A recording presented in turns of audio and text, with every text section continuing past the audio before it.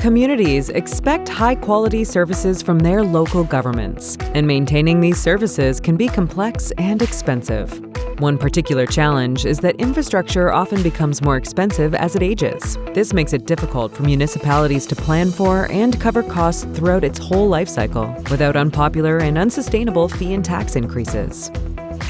But how can municipalities meet residents' needs in a way that's affordable now and for future generations? There are 4 key things to understand. First, what service levels have been set? Second, which infrastructure assets support delivering those services? Third, how much will it cost to deliver services while considering the full life cycle of these infrastructure assets? And fourth, what strategies are needed to pay for services today and sustainably into the future? Local governments can achieve their service goals by implementing a long-term financial plan that aligns with their asset management practices. Let's have a look at what long-term financial planning can do for you. First, it minimizes life cycle costs and may extend the life of infrastructure. Second, it enables you to provide services that are funded equitably so you can avoid volatile tax and user fee increases for future users and generations. Third, it helps you make informed, cost-effective decisions when purchasing new assets. Fourth, it will better prepare you to manage the financial impacts of climate change. Here are some examples of how local governments can benefit from long-term financial planning. Upfront capital costs are often only 5 to 20% of the total lifecycle cost of infrastructure assets. The remaining 80 to 95% is incurred through operations, maintenance, renewal, and disposal of the asset. A long-term financial plan that includes life cycle costing helps communities make more efficient use of limited resources and get more out of their assets. For example, previously, a municipality was not actively inspecting their pavement for deficiencies and only taking action after receiving a service request from a community member. Now, they conduct regular road inspections and have reduced their response time to address deficiencies, like crack filling and pothole repairs. Though these repairs happen more often, they extend the pavement's lifespan and prevent major reconstructions, saving money in the long run.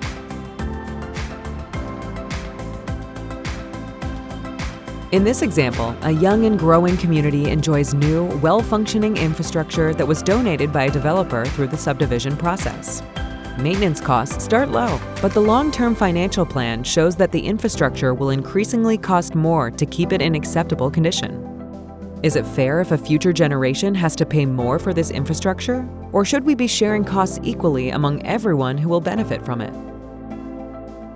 The local government creates an operations and maintenance reserve fund and invests the funds. The interest earned can help offset inflation and reduce taxes and user fees. A long-term financial plan can help communities make decisions on new assets with total lifecycle costs in mind, rather than based solely on initial capital costs. For example, a municipality plans to build a new recreation center and has 2 options. One with $20 million in initial capital costs but high CO2 emissions, and another with $30 million in initial capital costs but low CO2 emissions. Which is better? After a life cycle costing analysis, it turns out the second option isn't just lower emission, but has lower life cycle costs as well. To prepare for the impacts of climate change, it's important to consider what climate hazards you might face and how resilient your infrastructure is against them. Long-term financial planning can help municipalities use resources proactively so they can address potential issues like wildfires, flooding, and drought before they turn into urgent and costly problems to solve. For instance, a community might invest in smart meters to manage water demand and safeguard aquifer levels, or build vulnerable structures such as electrical control units above projected flood levels to make them more climate resilient. On the other hand, municipalities that fail to do this could face significant financial hardships when vulnerabilities turn into emergencies. Long-term financial planning is crucial to foster sustainability in Canadian communities.